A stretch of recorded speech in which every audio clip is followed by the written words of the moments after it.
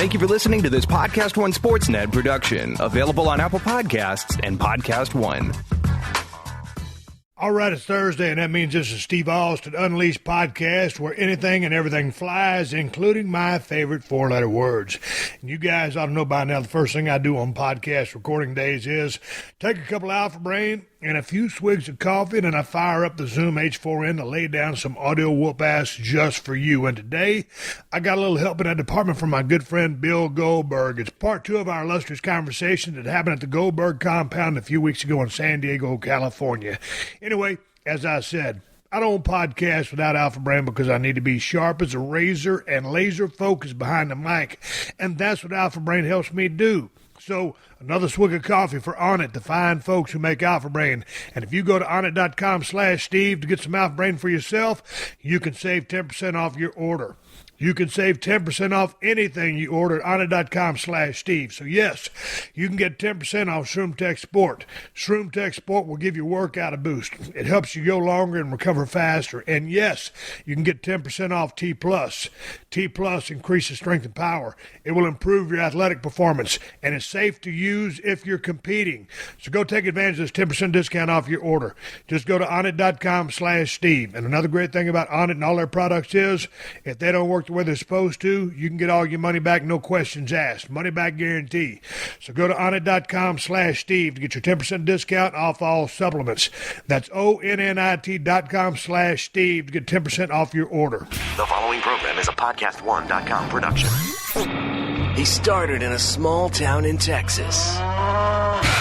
Worked his ass off to become one of the most famous wrestlers of all time. We're going to take care of business tonight, and that's the bottom line. And now he's dominating the world of on-demand audio. And he's doing it for the working man. This is a damn good outlet for me to spew the bullshit off my brain. Yeah! This is the Steve Austin Show. Unleashed.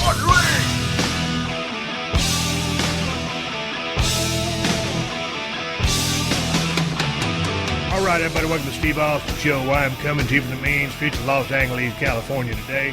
I'm sitting here in my office at 316 Gimmick Street, getting ready to head down to Huntington Beach, California, about a 40-50 mile drive, and talk to legendary car designer Chip Foose.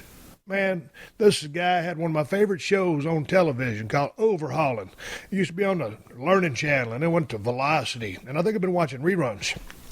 Because when I was doing my research on Chip Foose, I found out that the last episode of Overhauling aired on November 18th, 2015. I'm 1 year behind the times. Hell, I thought the show was still in production. Hell, that's one of my favorite shows on TV. So I'm going to ask Chip what happened to this show. When you think about it, if the show was running for about 11 years, give or take, that's a hell of a damn run. And, man, they brought in some badass cars or some junk cars and turned them into some badass street machines. So, anyway, I'm heading down there to talk to Chip Foose. And then tonight, after I get back from Huntington Beach, guess who's coming by the crib? Yep, Ian Hodgkinson. Vampiro from Lucha Underground on El Rey Network. We're going to talk about everything Lucha. We're going to talk about pro wrestling. We're just going to shoot the breeze because El Rey Network, Lucha Underground, has their Ultima Lucha 2 coming up. And it starts on July 6th and runs through July 20th, ending in an epic main event, pitching Prince Puma versus the one and only Rey Mysterio Jr. So after I talk with Chip Foose down there in Huntington Beach, I'm coming right back here to 316 Gimmick Street to talk to the one and only Vampiro. Now, y'all remember last time I talked to Vampiro, it was a great conversation. I think we went about 2 parts. It was fun talking to him on the phone because we just hit it off naturally with great chemistry. So I'm looking for good things out of that. And hell, who knows what we're going to talk about. I'm just looking forward to talking to the cat and talking about Lucha Underground because I've been watching a lot of that show lately. I binge watched it to catch up to see the storylines that Prince Puma was, into, some of the things that he was doing. Of course, check him out as Ricochet. But I really enjoy that show. I like the way it's presented, and they just pull you right into the storylines, and you're willing to suspend your disbelief, or at least I am, and to buy into the storylines. And so they got a bunch of great cats over there, and it's been interesting to see the success of Marty the Moth, Son of Havoc, and Evilise. I guess that's all from the Tough Enough 2011 class over there. But all over there kicking ass, got good spots, especially Evilise. But they're all doing great. And it's funny watching the Son of Havoc promos because they dub in that voice behind him. And Marty, he's doing the Donny Osmond, as Bill called him during the 2011 Tough Enough season. He's kind of got this off-the-wall character. But anyway, looking forward to talking to Vampiro, and that's going to happen tonight. But anyway, hey, quick checkup on me. Everything is going good. Shoulder rehab. God damn it. I just went to rehab yesterday, Tuesday, and I'm at 10 weeks out, and they told me 2 more weeks of passive range of motion exercise. That's going to put me at 12 weeks, 3 fucking months. I'm about to go crazy. I'm training like a banshee with my left arm, doing, just bent over dumbbell rows, dumbbell bench press, incline bench press, shoulder presses, lateral raises. I'm still not really working my legs yet. I need to, but that right side is still atrophied pretty bad. It is what it is. It was a hell of an operation that they went under.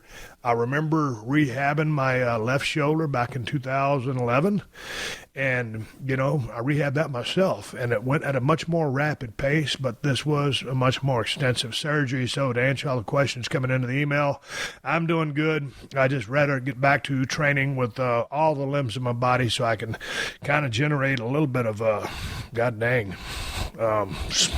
stimulus, when you're not doing heavy squats, when you're not doing those heavy deadlifts, and you're not doing those heavy clean and jerks, military presses, stuff like that. It's just using that one arm. It's kind of hard to tax your nervous system. But hey, I'm doing the best I can. The shoulder's coming along for what it is, just using it to pick things up right and eat and brush my teeth and all that other bullshit. I'm doing just fine. So I appreciate all the emails that you guys have been sending in. And I'll tell you what, I'm looking forward to you guys hearing part 2 of my conversation with Bill Goldberg. It's summertime, and that means there's plenty of music festivals and baseball games to check out. But I know those tickets ain't going to come cheap, and that buying tickets online can be confusing too. Good thing there's SeatGeek. Everything about the SeatGeek app is designed to make life easier for sports and music fans. SeatGeek has taken all the work and hassle out of shopping for tickets. They pull all the tickets available from other sites into one place so you can save time and never miss a deal. Every ticket on SeatGeek is given a grade based on value so you can immediately find underpriced seats. And SeatGeek is always honest and upfront about the price, so you get the full ticket price from start to finish and ain't surprised with huge fees when you check out. And all you Steve Austin Show fans get a $20 rebate off your first SeatGeek purchase. All you have to do is download the SeatGeek app. Go to the setting tab and click Add a Promo Code. Enter the promo code UNLEASHED, and then SeatGeek will send you $20 after you've made your first ticket purchase. So download the SeatGeek app now and enter the promo code UNLEASHED. That's promo code UNLEASHED. Steve Austin, Unleashed. Unleashed. I'm sitting here at the Goldberg's garage. There's a sign in the corner that says that. Let's move over here, Bill. I want to talk to you about a few automobiles in your possession. We're all in my wife's possession. We're walking and talking right now. When we're in what would this be, the southern wing, the eastern wing? I don't know, man. I've been hitting the head too many times to know what direction I'm pointed in. So check it out. This is the upper level. Hey, before we start talking about these automobiles, I left the fans last week hanging on a cliffhanger. You said it just wasn't fun for you anymore, and you were... Elements of it weren't fun for me anymore. See, every time I make a comment, I have to backtrack and understand that people are going to take certain elements of it the wrong way. So, certain elements of it were negative. The fans' reaction, the ability to pick guys up and smash them in the face without getting put in jail, that was awesome. Other things, interacting with wonderful superstars and idols of mine such as yourself. He rolled his eyes, ladies. You motherfucker. He rolled his eyes at a global icon. See, the good thing is that I do things to guys like you that most nobody would ever do, and that evokes a humorous reaction from you. Therefore, I've succeeded. That's my angle. At the end of the WWE run, you came in there, dude. It just didn't seem to me. It seemed like maybe the run was shutting down, or was it a square peg in a round hole? It was a square peg and a round hole. I don't think. That's what I thought. I'm not going to speak for anybody on their end, but I don't think from the beginning that either one of us gave it a fair shot. I mean, I don't know.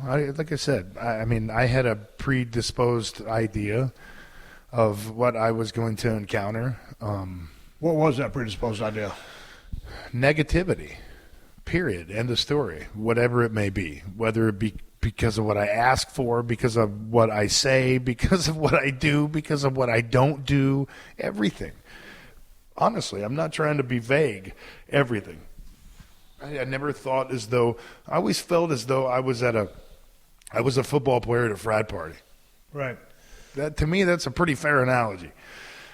What was the difference in the vibe WCW to WWF? Was it WWF at the time? Well, I mean, dude. I remember I was in were the bad guy, I was in Europe doing my book signing, and you guys were having the fight with the Right. World Wildlife Federation.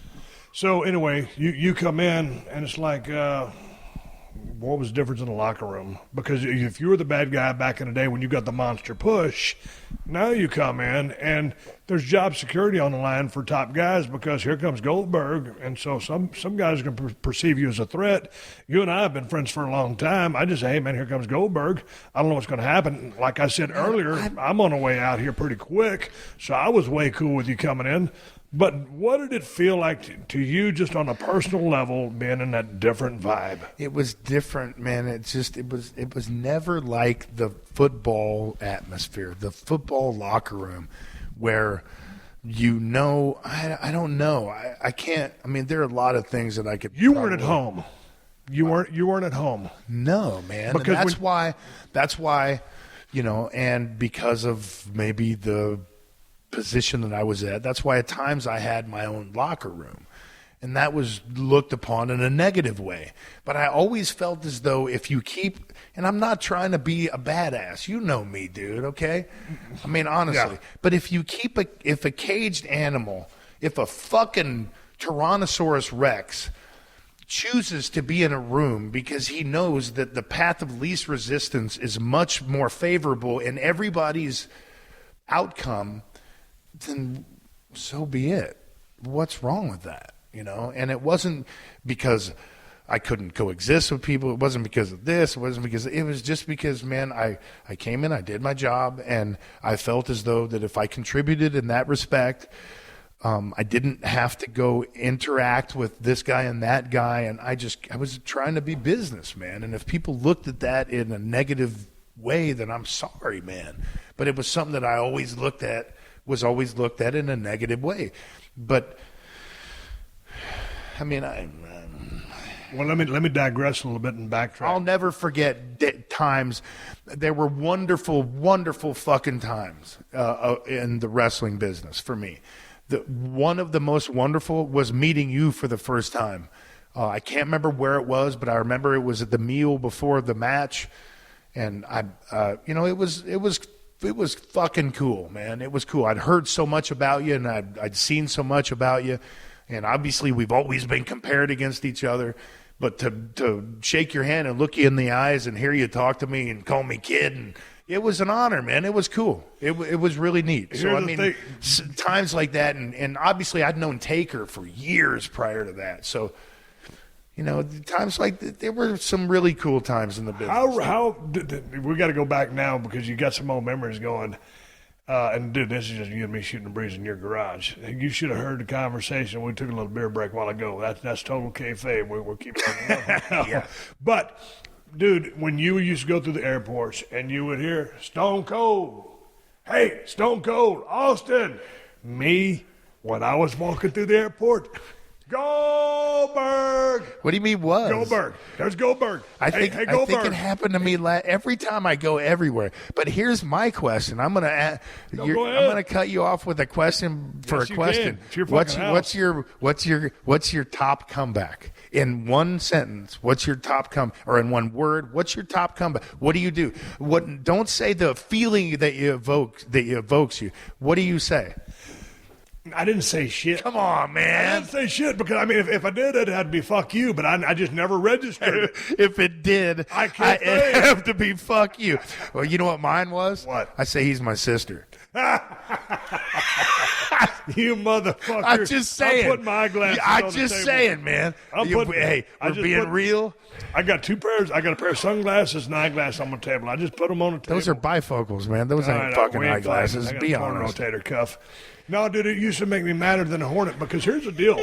Dude, the competition, and we're friends, and I always respect I always looked at it as an honor. But what? I still tell people I'm you but here's the thing. Because I'm so skinny now. But here's the thing. Well, I'm fat as fuck. I got to get back in the gym. But here's the thing, dude. You were newer to the business. But it was straight up. The competition between the companies was a shoot.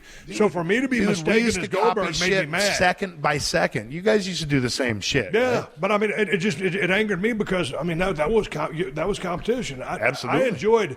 And here's the thing.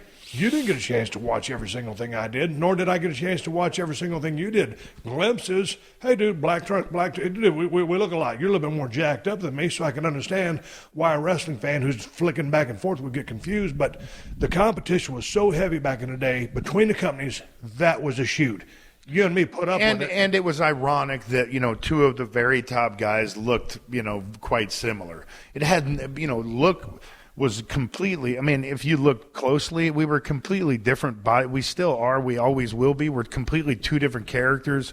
But at a casual glance, yeah, I could see the similarity. But, I'll be perfectly honest with you. It fucking made me want to rip someone's head off when hey, Goldberg, hey, Austin. I was like, fuck you. Because... only because I was like 300, man, and I had fucking traps, and I was like, all the time, and I'm like, fuck, what am I, shrinking? So basically, that was the only thing.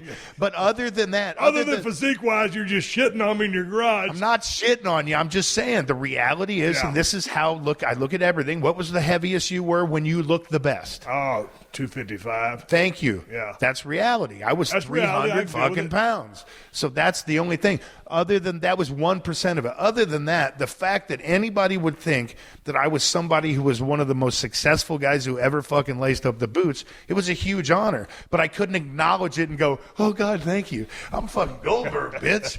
I fucking eat Stone Cold. I can't go, yeah, man, thank you very much. I really appreciate that, but I'm Goldberg, and, I'm emasculated again. Fucking Goldberg has about, 20 cars. There's enough for a 20 by 20 squared circle. We're about to have a goddamn match. I'm going to go get some railroad ties, and we're going to make a ring. This is going to happen right here. It's going to be a shoot. I'm kidding. What we are going to do, though, is take a minute so I can thank all the fine sponsors of this podcast. So shout out to Dollar Shave Club. And, of course, shout out to y'all for supporting my great sponsors. And to show my appreciation, I've worked out a special deal with our friends at Dollar Shave Club and arranged for them to give new members a month of the Executive Razor for free, just for buying a tube of Dr. Carver shave butter. So there's no excuse not to join the millions of others who've joined the club.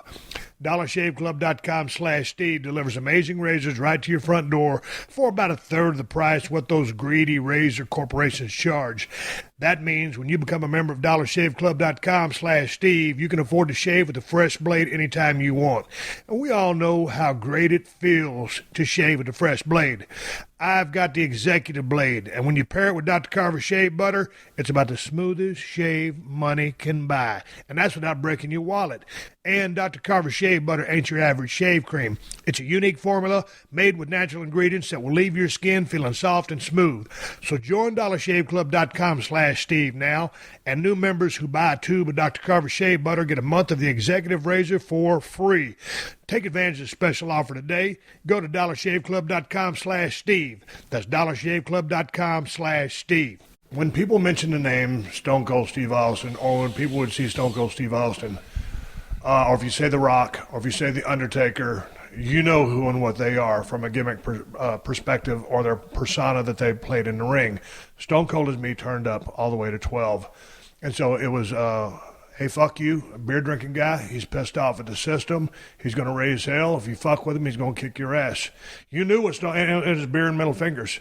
So that was kind of the long story short definition of my character, and there was much more depth to it than that, but just on the surface, that's what you think. You're always seeing a hell-raising, badass, redneck kind of guy is going to beat your ass if you piss him off. When you say Goldberg, I mean, because, dude, you were so over, and I want to get to your entrance in a minute, but how would you define the Goldberg persona / gimmick?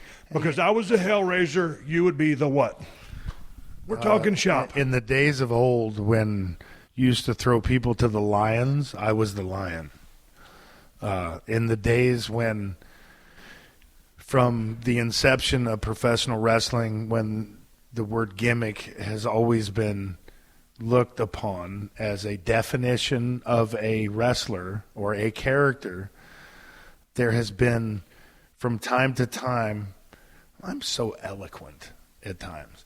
There's been from time to time people that are far from reality in that they are quite ridiculous. I was the fucking opposite of that. In that I wasn't there to impress you with my moves. I was there to say, I saw you walk into that restaurant and there was a 75-year-old woman that walked behind you and you didn't think enough to turn behind you and open the door for her. And she couldn't see, and she didn't understand that the door wasn't open, and she ran into it, fell down, and broke her ankle, and now she's on her way to the hospital. I'm here to fucking make sure that you don't ever do that again. That was me. But after I show you that, teach you that lesson, I can step out of the ring, take a deep breath, and grab someone's baby and take a wonderful picture with them and have them not think that I'm going to eat them. You know, I was the person who could be the most unforgiving. I was Brody in a completely different. I was Brody and what's his name from WCW? Nikita Koloff. Okay, I was Hawk. I was Nikita, but I was a football player, and I don't know. Those are the two that I could compare myself to more than anyone. Though it be the look and the way that they performed in the ring with their mentality as far as attacking an opponent. But I had remorse no, I didn't have remorse. If you crossed me, then I was going to eat you. If you were an ally in any way, shape, or form, I would put my life on the line for you. I was the eternal good guy. You know, if anybody needed help, I was there to help them. Question. You never turned heel, did you? I did, man. I mean, that's a whole nother podcast, but I did, but that's a whole nother story. Didn't work for you, did it? I did. I always told you, I always told everybody, and I told you earlier, that I'm a performer. I'm not an entertainer. Okay? I'm not a booker. I don't know what's right. I know that if you give me something, I can make it badass. I can't write the whole story because I don't. It's not that I'm creative enough. It's that I probably am not. I'm not. No, let me. I think I can interject here. I mean, like you're friends with Kevin Nash, as am I. Kevin Nash, he's a big pitcher and he can book.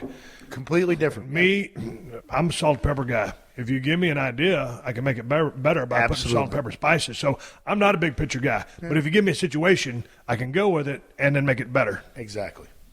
And I can make it as. So what happened with the Hill Run? Well, the kids, man. The kids. Did it hurt you on a shoot level? It did. Yeah. It did because it's a work. It's a work. But watch me on Povich. Watch me on Povich with Elijah. You know, I can't remember his exact name, but man, it was like 20 years ago, bro. And all the kids that I did so much stuff with, it meant so much to them, and they didn't get it. They didn't get that, you know, the best wrestlers are the ones that make the turn from baby to heel and back and can fool people and can take them along with that ride and sell merchandise the entire way and be successful the entire way and be able to make that transition and carry people because they care about who you are. because to get people a successful, whether it be wrestling match or fight, is to get people to invest in who you are, whether they want you to win or lose. If they don't give a shit, then you fucking lost, right? Agreed. Period. End of story. Floyd Mayweather. I can't stand him. But, man, he draws more money than rain. There you go. So, Conor McGregor. I have the same thought process on that one. But the heel run, I didn't want to do it to begin with because of the kid thing. I did so much with Make-A-Wish. I did a lot of stuff, man, to where I knew it would crush these kids' hearts. Ironically, the night that I turned heel, I had a Make-A-Wish girl that had cancer. Okay? So what's the night that I turned heel? What did I do? Do you remember? No. I wrestled Hacksaw. What did Hacksaw come back from? Cancer. Thank you very much. So what effect do you think I had on that little girl when I came into that locker room? Whether it was a shoot or whether it was a work or whether I was getting paid millions of dollars, I still got a heart, a big heart.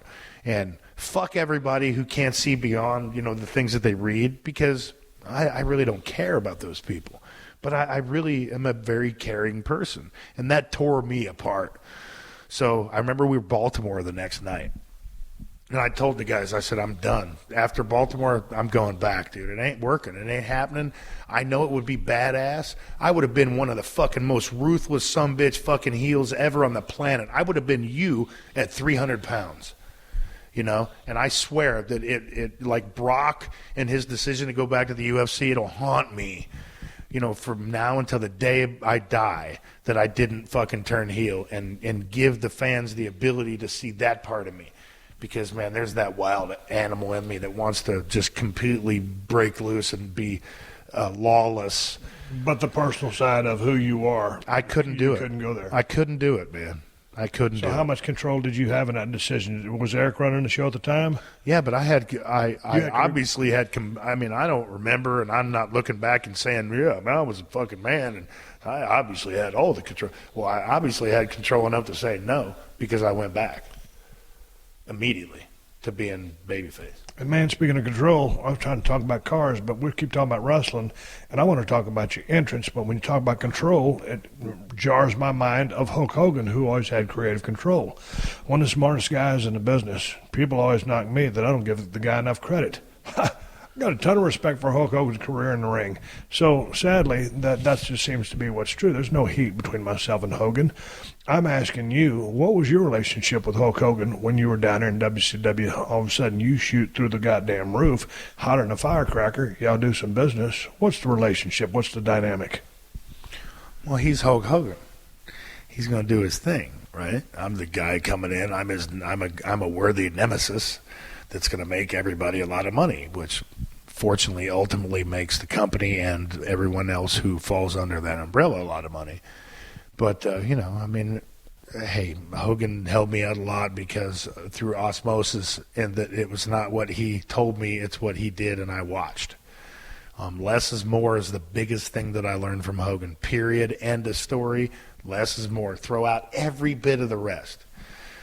My relationship with him was superficial in that I was the guy and I was money in that, but I like Hogan, man. I mean, he's there's something about those Florida guys, man. He, Knobs, and all those goofs, man, there's something wrong with them. There's something that they got going with this. I don't get it. But, I like Hogan. If it wasn't for guys like him that paved the way for guys like me and you, it's like Don Fry paving the way for, Chris Weidman. He, whether it be the wrestling business or the movie business, I mean, he's done things and broken barriers that I'm very appreciative of. But I mean, he's part of the business. He's and when you mention Hulk Hogan, and when I say he's part of the business, I do nothing but smile and giggle.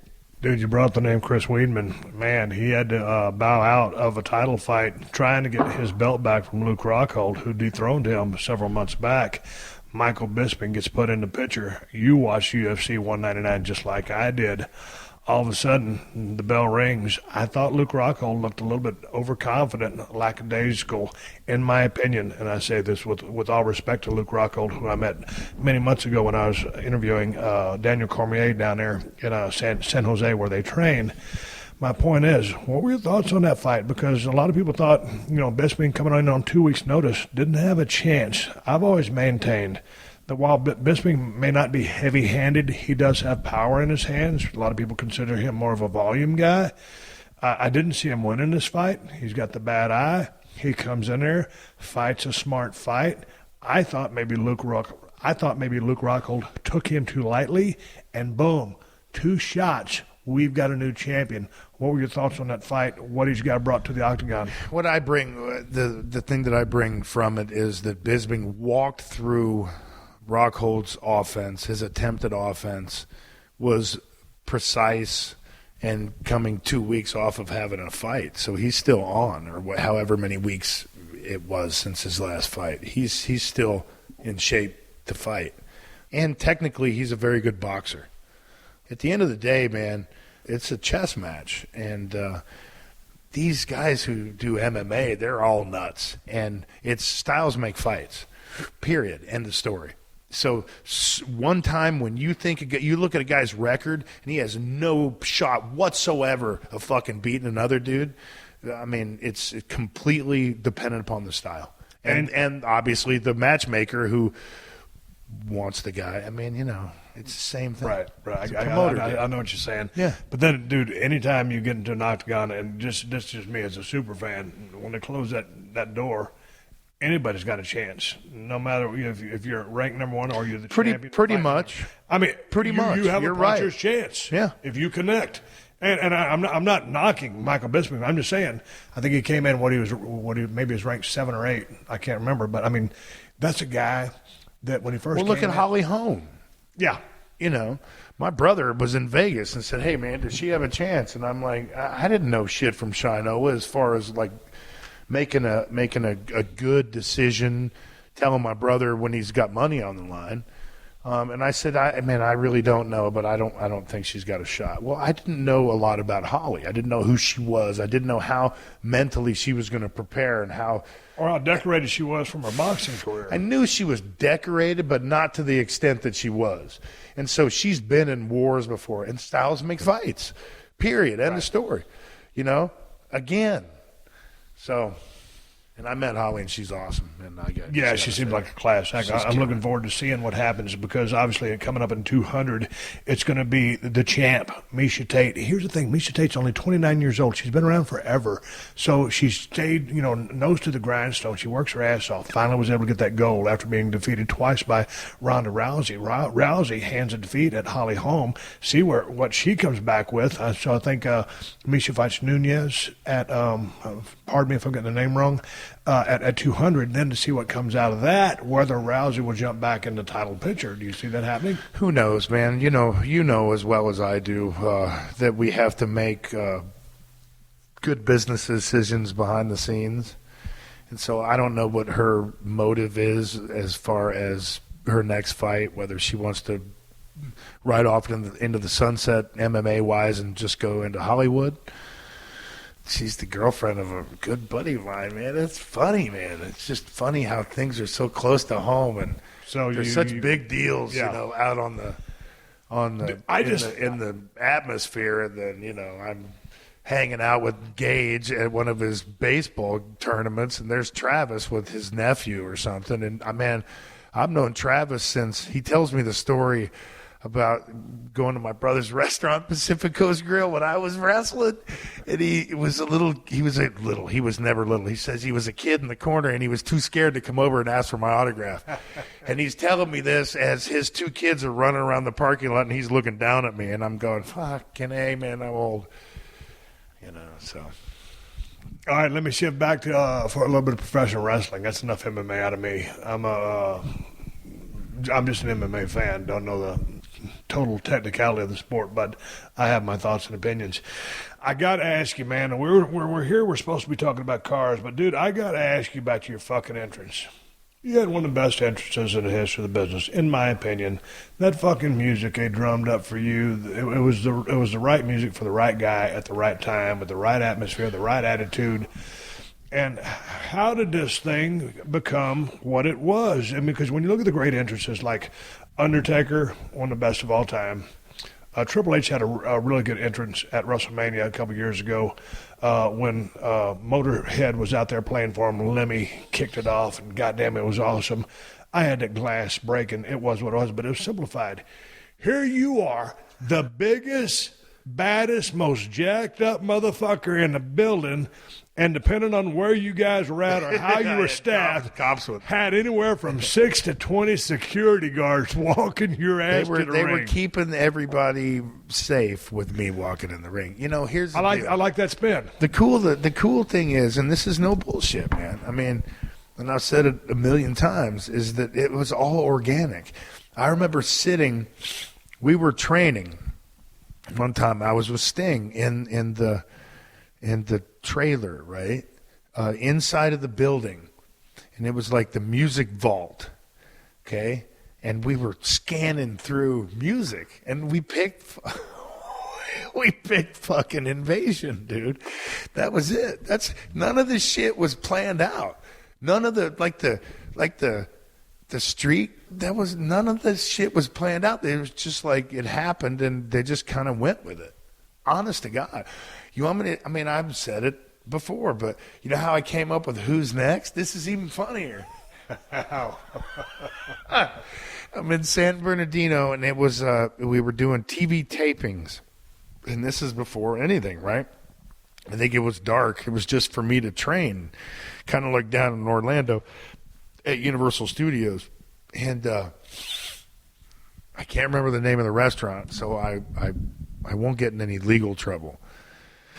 So I'm sitting down with one of the producers of The Love Boat and my brother Steve, and we're about to order, and the producer looks at me and he says, you know, you have to have a gimmick. You have to have a saying. You have to have a slogan. You got to get people behind you. And I said, you know what? You're right. You know where I'm going, don't you? This epiphany, yeah. So the waitress comes up, and she looks and she goes, who's next? And that was it. I swear to God, I looked at them and I went, that's it. Who's next? Because after I beat the first guy, it's open fucking season. So it's perfect. It's plain, it's simple, it's straight to the point. It's not, I don't like to be wordy. You know, it gives too many options to people to tear you down. Yeah. That's how Who's Next was born. That's awesome. God, I'll pinky promise you. Dude, whose idea was it for all the security guards to keep everybody safe from Bill Goldberg? It might have been Dillinger's idea. It was a great idea. I mean, Doug going into business for himself, and I remember Doug, and I know he's not listening to the podcast, but Doug, you were always good to me back down in those WCW Center Stage guys, Center Stage days, so thank you very much for everything you did for me. It was awesome, man. I love Doug to death, but I don't remember whose idea it was. I know Shivani had a lot to do with, you know, with the streak itself. And, you know, I know Heenan had a lot to do with it. I mean, it was all, what was Heenan's thoughts all on you? Organic. I don't know. I can't, man, I can't did he ask help you? Because, you know, Heenan was brilliant. Yeah, all the boys he loved helped Heenan. me. He helped me tremendously. Yeah, he was so funny, so smart, such a worker. He could work better than half the boys. He was just he was like a utility player, but whatever he did, he was A+. I loved him. Not only because it gave me the opportunity to rub shoulders and learn from a guy that I'd watched on television, you know, and thought was really cool and really talented, and it had me emotionally invested, who was a guy who, you know, inherently wasn't the biggest wrestling fan. It was an honor, a privilege, and he was fucking hilarious. I'm sitting here in Goldberg's garage. We're going to come back because I need to take a break because I legitimately have to take a break too, and I'm going to leave it at that. And we're going to talk about cars. Hey, did you get this? There's a welding helmet or a burning helmet. What kind of helmet is this, Bill? Because it's dark glass. It's a welder, man. It's a welder. Where's the dark glass at? Did you get that from Jesse? Gage popped it out. No, Jesse and I aren't the best of friends anymore. Oh, dude, what happened? That's a whole nother podcast, too. Okay, we're coming right back after a break. Apostles Cause, sponsors to keep the show on here for free twice a week. I'm hanging with Bill Goldberg. I don't miss saying that. Shit's getting bad. Man, the Resurrection of Jake the Snake documentary is now out on DVD and Blu-ray, and I cannot say it enough times.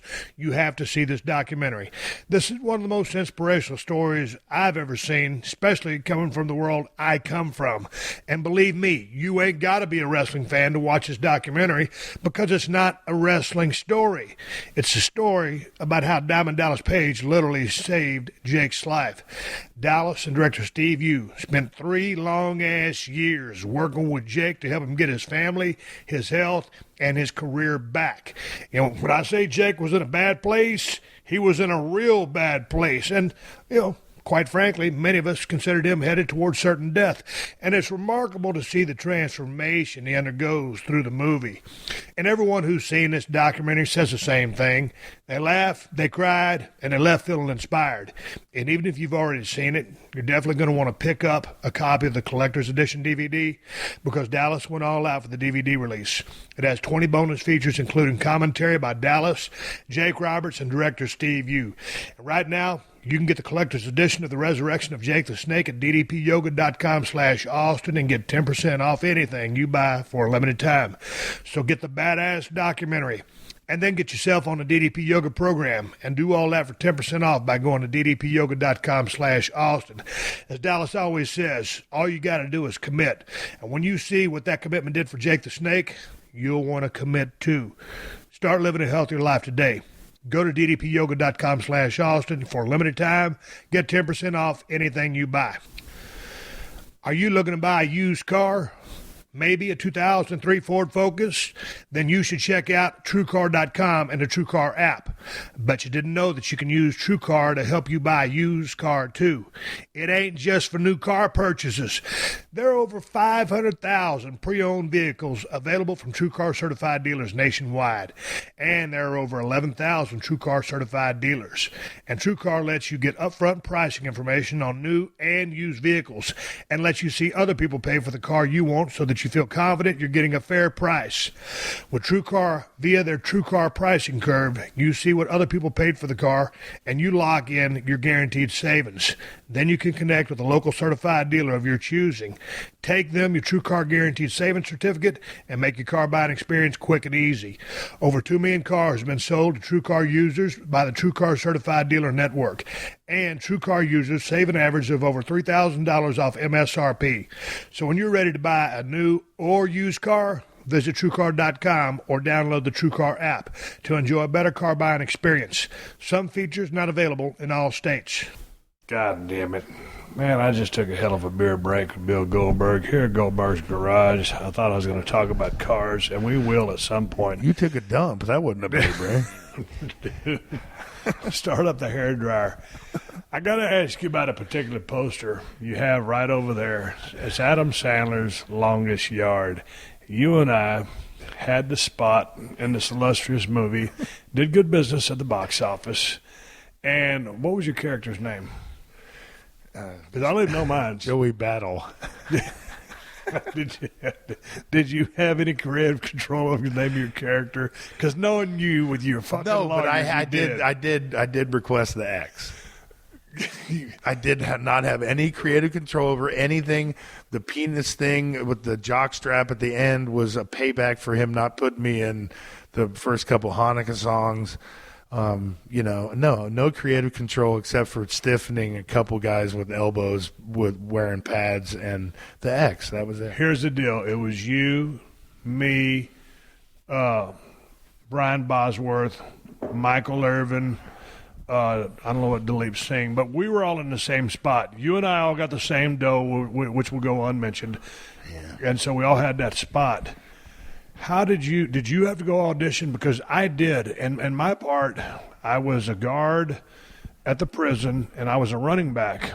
And here's the thing, dude. I thought I was going to be like a lineman or something. The time we did that movie, I was in pretty good shape. I was 275, and I was a pretty good 275, and I was drinking like a fish. As Kevin and Nash and I Kevin Nash and I would stay up at the little lounge there. I got a great story. People were stupefied at the kind of alcohol that we were consuming, and then we were out of tell that you how heat. stupefied they were. First of all, it's another subject, but you must tell everybody who the only actor was that did every freaking football scene. It was me, other than a couple. Dude, I did every football scene there was. When we had to run through all those pads and all the dummies. Man, the hits and everything. Oh, I didn't have to do the hits, but I was running. I'm talking about the hits in the movie. God damn it, Bill! I pulled a hamstring. I know. I'm not going to go there. I was going to glaze over that, bro. That's like a football player going in the wrestling ring and not knowing what it's like. That you were a wrestler that went into a football arena. Here's the thing, Bill. And you weren't ready for it. Here's the thing, Bill. I wasn't not conditioned for it. Listen to me. I wasn't as good a football player as you. I didn't ascend. I didn't get a major college scholarship to Georgia University. Wasn't widely recruited by many colleges. Highly condescending colleges. in your explanation. No. You was a bad motherfucker. and you played some pro football. I was good enough to get a scholarship at a Division II school. My point is, I played football. I was aggressive. But you weren't ready for the football conditioning. No, That's dude. what I'm saying. I'd been in a wrestling ring. So watching you go through that, look at you wall and over. Nash. See that wall over? It's 20 feet away. I was used to running to a 20-foot rope and ricocheting off of it and coming back. Well, all of a sudden, I'm on a football field and we're running 100 yards. We were playing. I was playing football. Then I jumped into your arena. Then we got to do the longest yard. Then we could go back to my arena so I could back up and watch you guys and kind of giggle a little bit.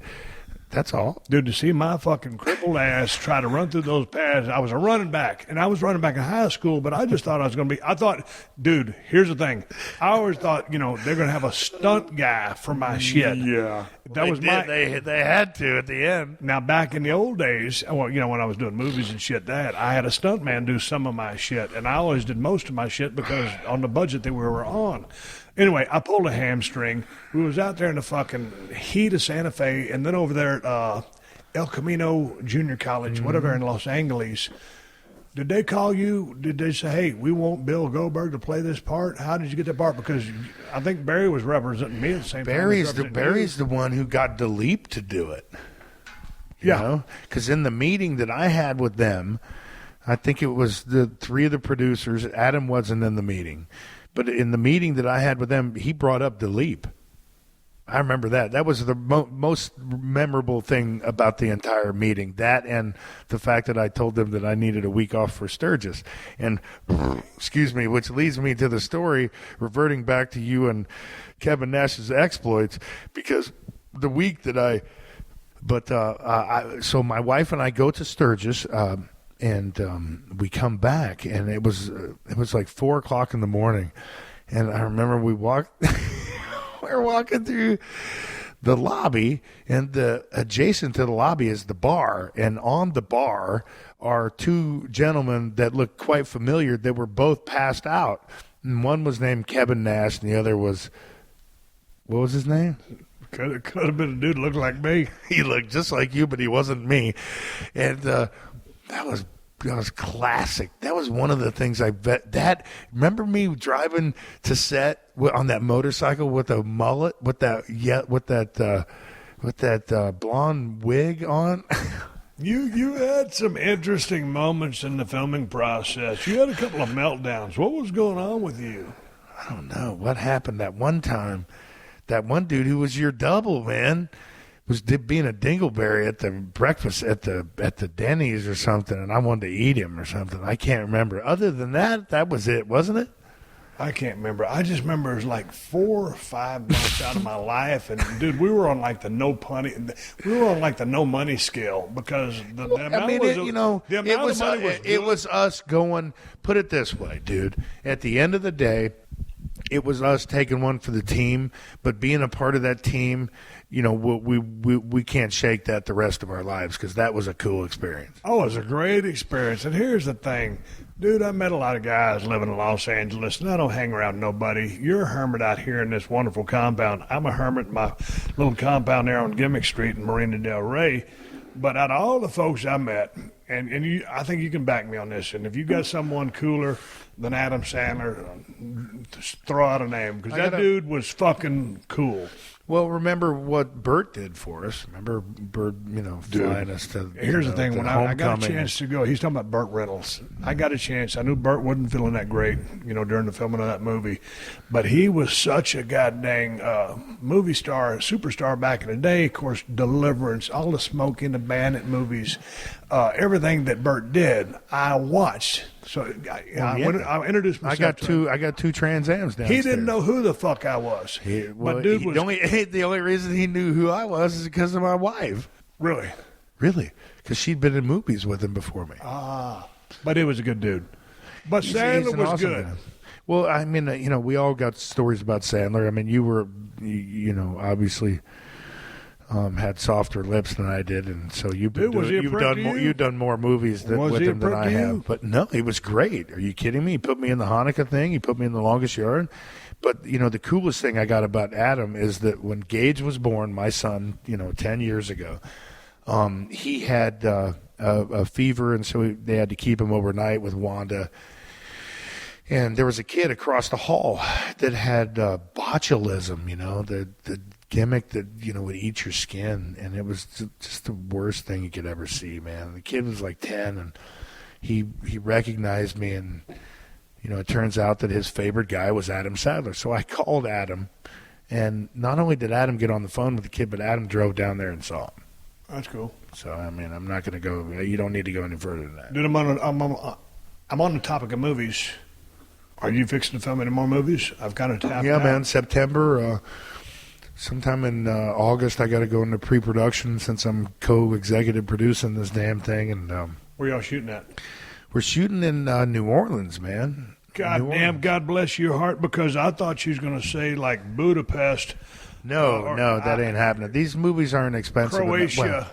This podcast is worldwide. I got people from Budapest, Croatia, listening to this podcast, but I've been pitched a couple of movies that have been shot way over there. Me too, and you know what? Yeah. There's a lot of places I'm going to be, but a long ways from home is not where I'm going to be. No, it's about that claustrophobic, no ability to control your surroundings thing. Being a tube with wings, it's called an airplane. You don't dig it. So tell me about the movie. Hey, dude. Well, first of all, let's talk about a tube with wings. I'm going to London, and I'm doing one of the coolest things it ranks up with two other things, with beating Hogan in front of 45,000 people, meeting you, and 3. exposing to people that you don't drink all the beers that you say you drink. God damn it. Further emasculating you, like being the only guy in the world that's bad enough. Okay, what are you doing? That's Robin. I'm going to Europe, and I'm driving Mike Skinner's backup truck in the Goodwood Festival of Speed. It's the coolest fucking thing that I've ever done in a car or vehicle. 200,000 people will be there. It's all live on ESPN. But I get to drive a Craftsman truck, Mike Skinner's backup truck, where like Fittipaldi drives, like Ayrton Senna's driven. All the guys who have won championships throughout the years who are alive are asked to drive certain manufacturer cars or the actual cars that they've won, back in the 30s, 40s, 50s, 60s, up until, even today, man. It's Jaguar, asked me to drive a car up the hill, man. It's going to be just absolutely cool. So I got to throw a shout out to Mike Skinner and Camus. Camus is our major sponsor. Yes, they're going with us. We're going to have some fun. You talking drinking. about Camus Vineyards? Yeah, absolutely. Bill was Chuck, thank you very much, man. I can't wait. You better be listening to this podcast. Hey, dude, I can't wait to drink some Special Reserve. I don't know how many bottles myself and Kevin Nash killed of Camus during the film in The Longest Yard, going back to that. Oh, yeah, I remember. And then a couple of times when me and my illustrious wife went to Napa Valley, stopped by the Camus Vineyard and had a good time there. But, dude, when you're talking about, are you talking about open wheel stuff? You talking about Indy style cars? No, go on YouTube. The only way you're going to do it justice, I can't describe it. Go on YouTube and Google Goodwood Festival of Speed. Okay. They have every single type of race car that races from the 20s, the teens till now. racing up this hill. It's an exhibition. They have a NASCAR exhibition group. You know, they have current NASCAR guys. They have Mike Skinner, who's driving the truck up it, me, who's driving the truck. I'm a celebrity, quote unquote, driving up it. Ken Block drives up it. Every freaking European champion, every champion can, you know, every single person, all the rally cars, the big giant diesel freaking 18-wheelers drive this thing. It's the coolest thing you could ever do. Is Ken Block the dude that drives that Gymkhana car? Absolutely. Dude, he's that bad. motherfucker's insane. You know him? Yeah, he's a good dude. I used to do some stuff with Ford when that Lawman, that car downstairs that we can't talk about until we're standing next to it. We're going to talk to him in a minute. Dude, how do you learn how to drive like that? I know you can drive, but that's at a whole level. My wife's a stunt woman, and the way that they used to do it is like every stunt guy back in the days. They used to go to an unnamed rental car company and take out all the coverage and rent a Challenger or a Mustang, or back in the day a Hertz 350 Mustang, and beat the dog shit out of it and not be liable for anything because you took out the $20 full coverage. It's true. That's how if you had her on here, she'd tell you that's how she learned how to drive as a stunt woman. Me, I mean, I've been afforded the opportunity to do schools throughout the years and, you know, race with Dodge at Bondurant in Atlanta, wherever. God damn it, dude. I'm glad you said that. It's on my bucket list. I was talking about this the other day. I'm fixing to go to a neon bending class because I just love neon clocks. But one of the things on my bucket list is long-range shooting, but you just brought it up. And whether it's any high-performance school, I'm not singling it out, but because I know of the name Bondurant, I want to go to a high-performance school. I'll get you hooked up at Bondurant. I was going to do like the 392 Chrysler class, just a street performance, and then I want to get to the advanced level stuff. Now, what I want to do. If you go to Goldberg 95 on Instagram, there's my plug because Goldberg 95 Instagram. That's what I do. You'll see the pictures of myself with the Bondurants. And I was fortunate enough a couple weeks ago to be invited by Dodge to go down and do the Hellcat experience. The Hellcat experience is the same experience that every Hellcat buyer gets. They go to Bondurant and they learn how to go through the skid pad. They learn how to go on the track, the autocross, the braking, and the road course. And, you know, I mean, I'm a speed junkie, and so I spent all my time in the Viper, the full-out race car, you know, going balls out, man, because that's what I like to do. But it was an awesome experience. Awesome. So Bondurant, you got to go. I'll get you hooked up. There's great people there. How extensive is the class? I mean, is it totally immersive? They have all different levels from beginners. Dude, I'm going full bore. I want to do it all. Dude, they've got stuff that puts me way above my comfort level, and I've been doing this stuff for years. I'm by no means a race car driver, but I'd like to think that, you know, and a car is an extension of myself in certain ways, and you can make it do what you want to do. You know, I've driven a number of races, and, I mean, they believe me, there's some things there that get me on the edge of my seat. And so they'll take great care of you. You know, they'll hook you up on the podcast. You mentioned their name once or twice, like I just did, Bondurant School. And I'm telling you, Justin Bell, one of the IndyCar drivers, champions, is one of the instructors down there. I'm telling you, he'll be at Goodwood racing with me.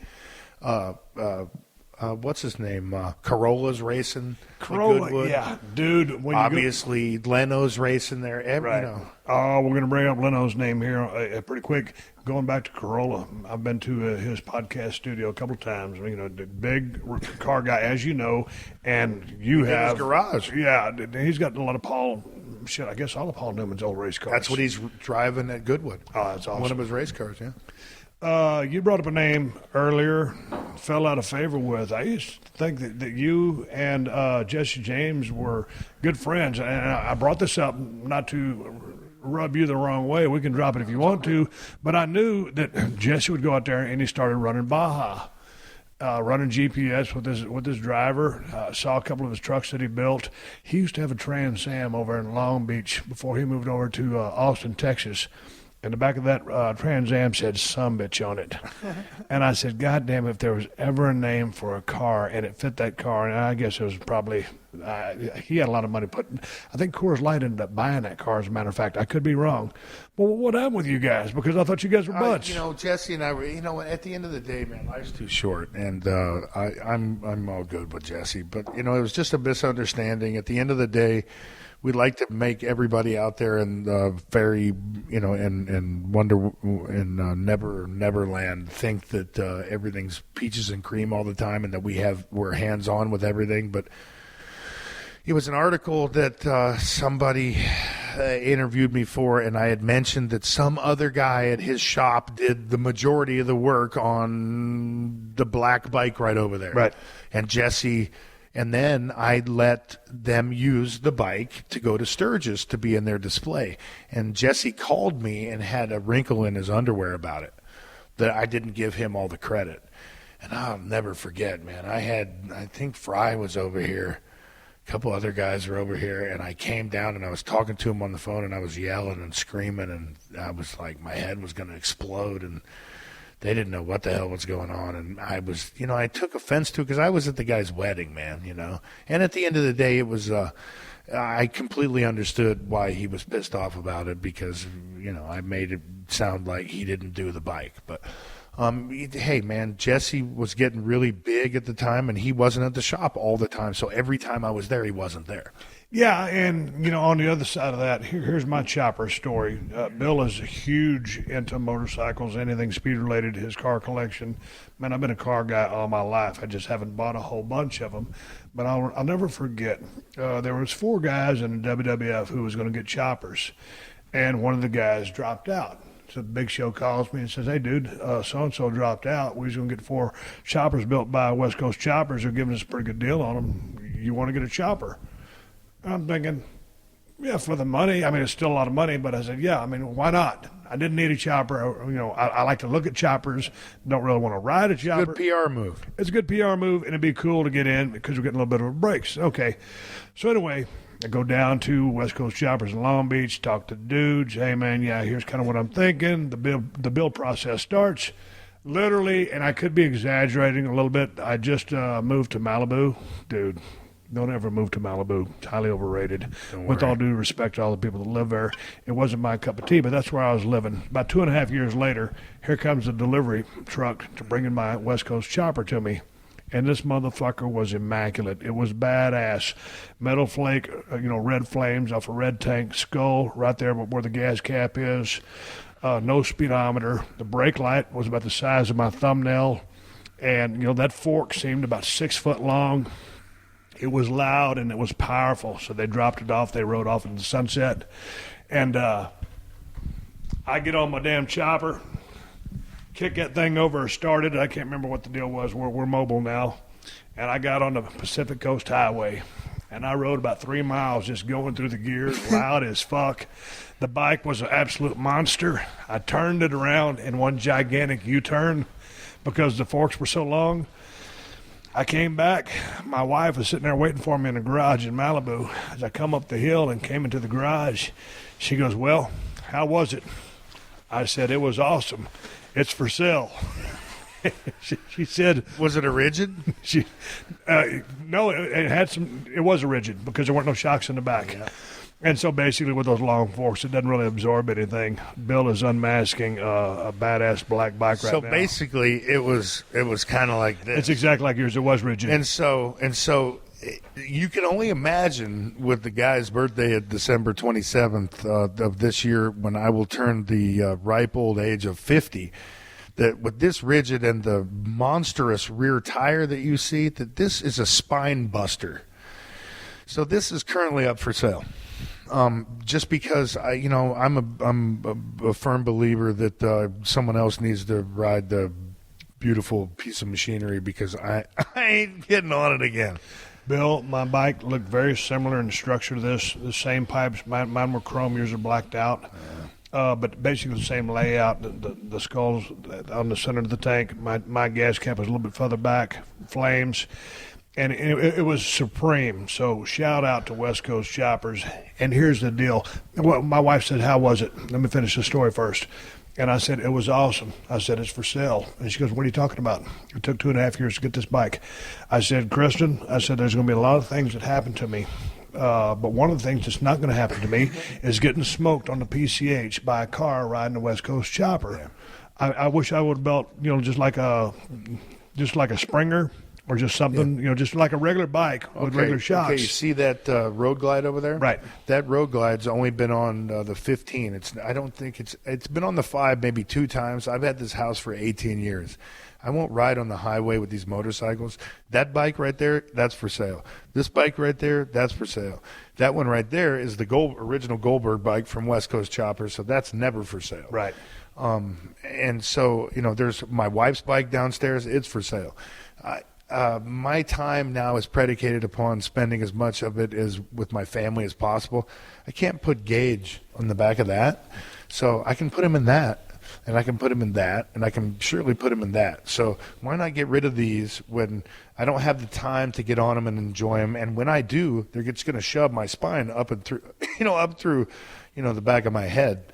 It's not enjoyable anymore. And let somebody else have fun with them. They're badass. There's no doubt about it. This thing's got 160 horsepower. It's got more horsepower than those Prius things that I was talking about. But what about, I don't know how you are, Bill. It's just like, man, I'm a brand ambassador for Kawasaki Motorsports. Just the Mule Pro FXT line. I got a KLX 450 that I had brand new in 2008. I still got it. That bike probably doesn't have 3 hours on it.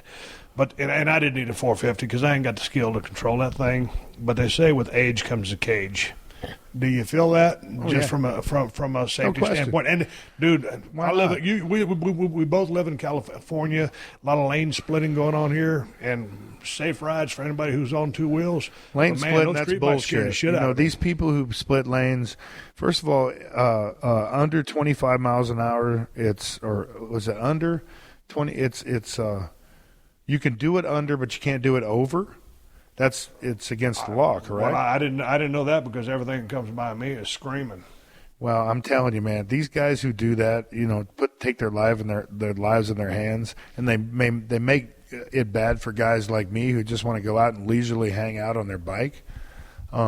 It's unfortunate that they do it, man. But I think, and that's they're taking whatever risk they're taking. But what they're doing is they're putting other people's lives in danger too. Because if a 75-year-old lady looks over and sees a motorcycle like 2 inches away from her window, she might freak out. But dudes, my bike, you got that little gimmick mirror on your left hand of your steering handlebar. That ain't I had the same bullet gimmicks on my handlebar holders. I bet the brake light is about as big as your thumbnail, and they make badass bikes. And let me say this, I don't want to say in defense of Jesse James, but I think you will agree. Like you said, he was blowing up at the time. Did he hand build every single motorcycle that came out of there? No. But did they ask me if he built it? Then if they ask you that question, that's a whole different thing. That's what they said. But in an assembly line, he can't touch every single thing that comes out. But he never had an assembly line. You know that, and he in the beginning, he had hands-on everything. But obviously, once you get bigger and more productive, then you can't have hands-on every single motorcycle. But when somebody asks me a question, then I'm going to give him the answer. And Bill Dodge is the guy who mainly built the bike that in question. That's the guy that built mine. Thank you very much. Okay. I'm in a Goldberg garage. I just validated, my entire fucking argument. Well, I put in some time because this is a podcast. Yeah. There you go. Do you want to talk about your cars, or do you want to go hang out and just do your thing? Dude, man, at the end of the day, it's an honor and a privilege to be in the same breath that you breathe. And so the umbilical cord we talk of, such as this microphone that bonds us together right now, we may talk as long as you'd like. All right, we're going to talk cars. I'm coming back. Go Goldberg. Thank you. That was eloquent, wasn't it? All right, everybody, give me the go-home cue. It's time to wrap up this podcast and ride off in the sunset. As you know, that means for me, take a shower, shave, get all gushed up, go talk to Chip Foose down there in Huntington Beach. Tonight, talking to Vampiro. They're both coming very soon to the Steve Austin Show. Hey, man, let me give you guys something to watch and thank Bill Goldberg once again for his hospitality, him and his wife, Wanda, and his son, Gage, for being so kind to me when I went down there in San Diego. I had a great time hanging out with you guys. The match I'm going to give you guys to watch is one that we talked about briefly on the podcast, and it was Bill Goldberg versus Hulk Hogan. So if you just go to YouTube and type that in, you'll find this match. And I just got finished watching the match myself, and let me get back on the YouTube page. And it says Hulk Hogan versus Goldberg, WCW Nitro, 7/06/1998 full match. And from start to finish, this is minus entrances. The time code is 8 minutes and 33 seconds. Let me tell you something. This is a hell of a damn match. The crowd is absolutely white hot. Both guys were super over. Goldberg, of course, was going through the roof at this time. Hulk Hogan, in this match, he's having a heel run. He plays the chicken shit heel, and he plays it to perfection. A lot of people, some people in wrestling say, Hulk Hogan couldn't really work. No, Hulk Hogan really could work. He worked a big man style. He was the right guy at the right time in the right place, and he was super over as a baby. Here he's got great heat as a heel. He's starting to slow down a little bit in this match, but his charisma and his presence and his antics, and you watch him, he plays the chicken shit heel here, but during the heat, he's very vicious. Rakes the eyes, rakes the back, pulls off the belt, goes to beat Bill Goldberg with the belt, and he plays this crowd perfectly. If you scroll down and you read some of the comments, one of the comments says, "This isn't a good match. Hit the mute button and watch it back." No. You're missing the whole point. These guys work this crowd in this building, and I would go one step further to go ahead and watch it again with the mute button on. It's still a hell of a match. It's very economic. They don't do anything they don't have to do. Hulk Hogan and Bill Goldberg are not going to go out there and do a bunch of high spots or crazy high-risk maneuvers, because that's not who they were. Goldberg, extreme powerhouse, of course, very athletic and capable of doing all kinds of things, but he's working with Hulk Hogan. Hulk knows his limitations, and he knows how to work a crowd like no other. This is a damn good match, and I suggest you watch it, because if you watch this match and you watch what's going on today and just kind of dissect the difference of the crowd involvement and how they're working that crowd, and Hulk gives them a look a couple of times, but he's not pandering to them. He's working them. And I tell you what, the match ends up with Kurt Hennig walking out, and I guess he's going to help Hogan, I guess. And there comes back behind them Diamond Dallas Page and Karl Malone. Hennig turns around, diamond cutter by Karl Malone on Hennig, and then Hulk Hogan can't believe what's going on, does a blind feed into Goldberg, who's waiting with the big spear into the jackhammer, hooks the leg, 1, 2, 3. People start to litter the ring with some trash, but then the building explodes at the same time. Watch this match. This is a badass match. This is how you have a damn good match without doing a whole lot, but everything you do, it means something. They bought time. What's great is Hogan does a little chain wrestling. He'll grab a headlock, spin around into a reverse hammerlock, and Bill counters that. But this is a good match. It's a real good match, and I think you'll have a lot of fun watching it, because I got a smile on my face just talking about it. Anyway, hey, let's get a couple plugs in. I got some T-shirts. They're over at BrokenSkullRanch.com.